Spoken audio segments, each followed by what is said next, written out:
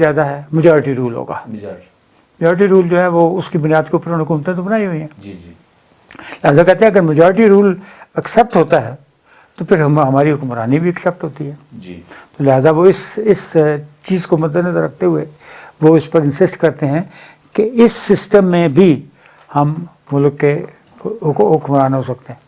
دوسرا نقطہ نظر یہ ہے کہ یہ جو ہندو ہے یہ بہت شاطر قوم ہے اور ان لوگوں نے آپس کے بیچ میں شامل ہو گئے. جیسے بدھزم کو ختم کیا تھا، بدھزم کو ختم کرنے کے لیے انہوں نے کہا تھا کہ وہ بھی یونائٹ اینڈ رول، کہ مہاتما بدھ جو ہے یہ تو اوتار ہے ہندو مذہب کا، اور اس کو یونائٹ کر دیا کہ ہندو مذہب اس میں فرق کوئی نہیں ہے. پھر جب انہوں نے یہ لاجک ایکسیپٹ کرنی شروع کی تو اس کے بعد انہوں نے اتنا مارا کہ دنیا میں سب سے بڑی جینوسائڈ جو تھی وہ بدھسٹ کی ہوئی ان انڈیا. تو لہٰذا یہ کس طرف جائے گا یہ ابھی قبل از وقت ہے. کون سی اسٹریٹجی کامیاب ہوگی، کون سی سوچ جو ہے وہ کامیاب ہوگی، فی الحال یہ اس کا فیصلہ ہسٹری کرے گی کہ یہ ناقبت اندیشی ہے یا عقل ہے. صاحب اس سے ایک لنک ایک سوال یہ ہے کہ اب آپ یہ دیکھیے کہ ماؤس جو ہے وہ بھارت میں یہ بھی دلت کی ایک پارٹی ہے اور انہوں نے ہتھیار اٹھائے ہوئے وہاں پہ اور باقاعدہ طور پہ وہ ہندوستان کے نظام کے خلاف ایک بغاوت ہے. اکثر ہم یہ دیکھتے ہیں کہ بہت سے کئی اتنے خونی تصادم ہوئے ان کے ساتھ کہ ہندوستان کی حکومت باقاعدہ طور پہ ہندوستان کی اپنی فوج جو ہے بعض اوقات کئی علاقوں سے ہتھیار بھی پھینکے ان کے آگے. آپ کیا سمجھتے ہیں کہ یہ ماؤس تحریک جو ہے یہ ہندوستان اس پہ قابو پا لے گا یا کہ یہ ہندوستان کے ٹوٹنے کا سبب بنے گا؟ یہ بھی اس وقت آسانی کے ساتھ نہیں کہا جا سکتا کہ فیوچر کیا ہوگا، لیکن ایک بات طے ہے کہ یہ ماؤس تحریک جو ہے اس میں ایک انٹلیکچوئل کنٹینٹ جو ہے وہ بہت ہائی ہے اور وہ انٹلیکچوئل کنٹینٹ جو ماڈرن ہے. ان لائک ہندوؤں کی جو انٹلیکچوئل جو بات چیت ہے وہ منوسمرتی اور یعنی توہمات اور سپرسٹیشن ان کی باتیں کرتے ہیں. لہٰذا انٹلیکچولی ہندو جو ہے وہ بہت انفیریئر ہے اور یہ ماؤس جو ہے یہ بہت سپیریئر ہے کیونکہ وہ کلاس اسٹرگل کی بات کرتا ہے. وہ کہتا ہے پیپل آر بورن ایکول، جبکہ ہندوازم کو بنیاد یہ ہے کہ یہ بورن ایکول ان ایکول. آپ تو عدم مساوات ان کا مذہب اگر کہا جائے، ہندوؤں کو مذہب کیا ہے؟ عدم مساوات، اور یہ مساوات کی بات کر رہے ہیں. لیکن جو بڑی بات ہے وہ یہ ہے کہ انہوں نے یہ بھی کہا کہ ہتھیار اٹھائے بغیر جو بھی آپ کو ملے گا وہ خیرات ہوگا. لہذا اگر تم نے جو لینا ہے وہ اپنے زور شمشیر سے لو، نہیں تو اس کی کوئی حیثیت نہیں. یہ اقتدار جو ہے یہ تھوڑی دیر بدلے بعد چیئرمین ماؤ نے کیا تھا، بزور شمشیر لانگ مارچ کی اور پورا جو ہے 30 سال سٹرگل کی، اور 30 سال کے بعد ابھی یہ جو بھی چین اب بن گیا ہے ابھی وہ چین ریورس نہیں ہو سکتا. صحیح. آپ دیکھیں یہ ماؤ سٹرگل ہوئی نیپال میں، وہاں پر بھی یعنی اخیر میں پالیٹکس آ گئی ہے جس کی وجہ سے یہ دوسرا ماڈل پیدا ہو گیا. ایک چین کا ماڈل تھا، یہ ایک نیپال کا ماڈل پیدا ہو گیا جس میں کہ الیکشن بھی ہو گئے اور باقی یعنی کمپرومائز ہونے شروع ہوئے، اور جس کی وجہ سے آپ یہ نہیں کہہ سکتے کہ وہ ایکسپیریمنٹ جو ہے وہ کامیاب ہے یا کامیاب رہے گا. اور ہندوستان کا ماؤس جو ہے کیا وہ اپنے فلسفے پر جو آج اس نے اڈاپٹ کیا ہے کہ جو آپ نے بزور شمشیر نہیں لیا وہ آپ کا نہیں، تو سونر لیٹر آپ سے چلا جائے گا. اگر اس پر قائم رہے تو پھر ہندوستان ایک بڑی طاقت بھی ابھرے گا، اس کے ٹکڑے بھی ہوں گے، اور یعنی ایک ایسا انقلاب ہوگا جو کہ اس سے پہلے جس کی مثال شاید پہلے کبھی نہیں ملتی. اور اس میں جو سیانے لوگ ہیں مسلمان وہ اس میں حصہ لینے کی کوشش کر رہے ہیں. اور یہ مجھے خوشی کے ساتھ کہنا پڑتا ہے کہ یہ جو ان کی لیڈرشپ ہے ماؤس کی، انہوں نے ان کو ریجیکٹ نہیں کیا، انہوں نے ایکسیپٹ کیا ہے. انہوں نے کہا کہ آپ کی اسٹرگل کشمیر میں جو ہے، یہ جو آسام میں جن لوگوں کی اسٹرگل ہے، یہ سب اسٹرگل جو ہے یہ سب انسانیت جو ہے اپنے حقوق کے لیے کر رہی ہے اور یہ مساوات کے لیے کر رہی ہے، اور یہ سب ہماری اسٹرگل بھی ہیں، اور لہٰذا ان کی مدد کرنا ہمارا ایک حق بنتا ہے، ضرورت بنتا ہے، ہماری ڈیوٹی بنتی ہے، فرض بنتا ہے.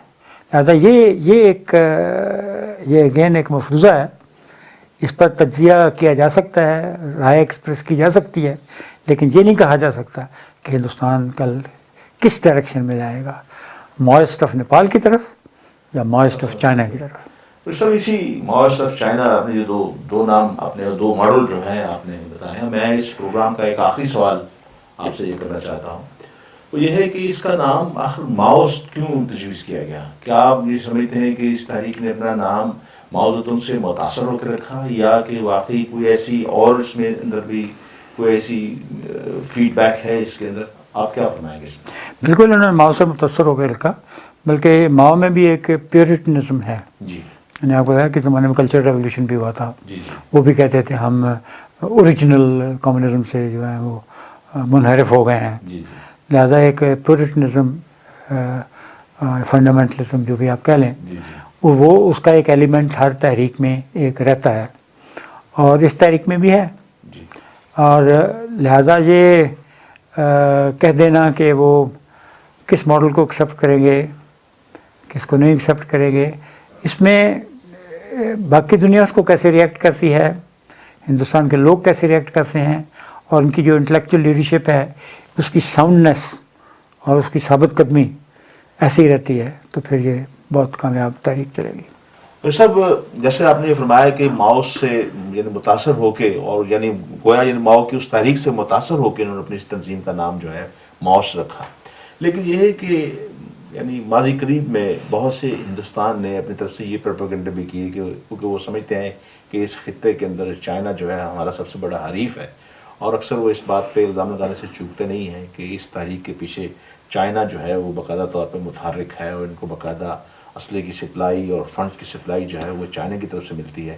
تو کیا آپ اس حقیقت سے یعنی اتفاق کرتے ہیں کہ ایسی کوئی بات ہوگی، یا کہ جس طرح ماؤ نے خود اپنے وسائل خود پیدا کیے تھے، یہ ماؤس تحریک بھی جو ہے خود اپنے وسائل پیدا کر کے اپنی اس آزادی کے لیے یعنی اس وقت رواں دواں ہے؟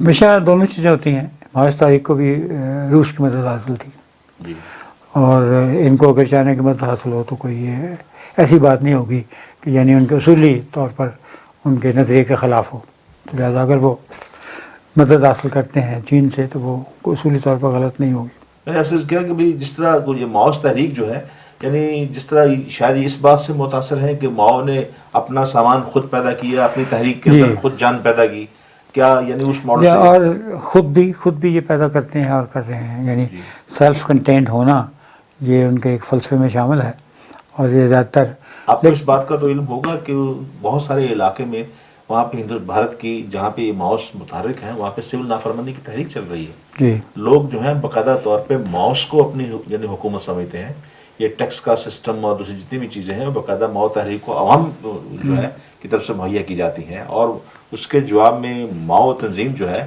اس نے کئی علاقوں کا انتظام سنبھالا ہوا ہے۔ یہ تحریک ایک لحاظ سے اگر آپ کہہ سکیں تو انہوں نے مسلمانوں کا جو جہاد نے کیا ہے، مسلمانوں نے افغانستان میں خاص طور پہ سوویت یونین کے خلاف، اس سے ایک قسم کی تقویت حاصل کی، متاثر بھی ہوا، تقویت بھی حاصل کی ہے کہ اگر وہ کامیاب ہو سکتے ہیں تو ہم کیوں کامیاب نہیں ہو سکتے۔ اور یہ جو انٹرنل اسٹرگل ہے یہ ایک الٹیمیٹ سکسیس کا سیکرٹ یہ ہے کہ آپ انٹرنلی اپنے دشمن کو، کیونکہ دشمن انٹرنلی ہوتا ہے، اس کو آپ ڈیفیٹ کریں۔ لہذا یہ جو ڈائمینشن ہے کہ انٹرنل اینیمی از انٹرنل، اور اس کو انٹرنلی ڈیفیٹ کرنا ہے، اس چیز کی اہمیت اگر اسی طریقے سے جاری رہی تو پھر تو اس کو کوئی روک نہیں سکتا۔ اور یہ جو متاثر ہوئے ہیں ہمارے سوویت یونین کے خلاف جہاد سے، اس سے ہمیں بھی کچھ سیکھنا چاہیے کہ یہ چیزیں کوئی ایک سٹینڈرڈ فارمولا نہیں ہے۔ آج کل لڑائی کرنے کا ماؤسٹ آف انڈیا نے اور طریقے سے لڑائی کی، ماؤسٹ آف نیپال نے اور طریقے سے کی، ماؤسٹ آف چائنا نے اور طریقے سے کی، اسی طریقے سے جب یہ سوویت یونین کے خلاف لڑائی ہوئی تو اور طریقے سے ہوئی۔ یعنی یہ حالات میں منحصر ہے کہ یعنی حالات جس چیز کا تقاضا کرتے ہیں اس لڑائی کا وہی رخ ہو جاتا ہے، اور اہلیت اگر آپ کے کمانڈروں میں ہو کہ ان حالات کے مطابق آپ ایک نئی اسٹریٹجی، نئے ٹیکٹکس ڈیوائز کر سکیں، تو یہ ہے کامیابی کا راز۔ اور یہ ہندوستان میں بھی جو ماؤس تحریک ہے اس کی کامیابی کا راز بھی یہ ہے. جی اور جو افغانستان میں لڑائی کر رہے ہیں اور جو کشمیر میں لڑائی کر رہے ہیں اور جو جہاں جہاں پر بھی دنیا میں تحریکیں آزادی کی تحریکیں چل رہی ہیں ان سب کی کامیابی کا راز یہ ہے کہ لڑائی کی کوئی ایک شکل نہیں ہے. لڑائی سیاسی بھی ہوتی ہے, لڑائی اقتصادی بھی ہوتی ہے, لڑائی ہتھیاروں کے ساتھ بھی ہوتی ہے, بغیر ہتھیاروں کی بھی ہوتی ہے. بعض کا لڑائی کا صرف یہ ہے کہ آپ صرف قربانیاں دیتے جائیں تو اس سے کہ یعنی مارنے والا تھک جائے آپ نہ تھکیں. یہ بھی ایک طریقہ ہے. جیسے کشمیر میں ہو رہا ہے, کسی حد تک ہوا اور ہو بھی سکتا ہے, لیکن اس کا طریقہ جو ہے تبدیل کرتے رہنا چاہیے. حالات تبدیل ہوتے ہیں, طریقے کو تبدیل کرنا چاہیے. اور ہمیشہ کوشش یہ ہے کہ جو بھی حالات ہیں اس وقت کے ان کے مطابق اپنے آپ کو ڈھالا جا سکے. لہٰذا میں اس ماؤس تاریخ جو ہے یہ لیٹسٹ ہے ان تحریکوں میں, اور اس سے میں کافی متاثر ہوں. لیکن یہ میں نہیں سمجھ رہا کہ یہ کل یا پرسوں کامیاب ہوگی. یہ اس کو کچھ دیر لگے گی, اور اس وجہ سے میں اس کو ٹرولی ریولیوشنری سمجھتا ہوں کہ وہ چیزیں جو کہ کافی دیر میں کامیاب ہوتی ہیں. ماؤ کو بھی تو 30 سال لگے تھے. 30 سال لگے تھے, تو اگر ان کو بھی دیر لگتی ہے تو میں بالکل اس سے بدل نہیں ہوں کہ یہ ہوگا. لیکن یہ ہے کہ اگر یہ لوگ اپنی اسٹریٹجی اپنی ٹیکٹکس کو تبدیل کرتے رہے, نئے دوست ڈھونڈتے رہے, اور یہ تو پھر یہ کامیاب ہر حالت میں ضرور ہوں گے. گویا آج کی گفتگو سے برگیز صاحب ایک بات ذرا کھل کے سامنے آئی ہے, اور یہ بات درست ہے جو میں آپ کی اس گفتگو سے سمجھا ہوں کہ بھی افغانستان کے جہاد نے یعنی ایک مظلوم قوموں کے لیے ایک نیا راستہ کھول دیا ہے.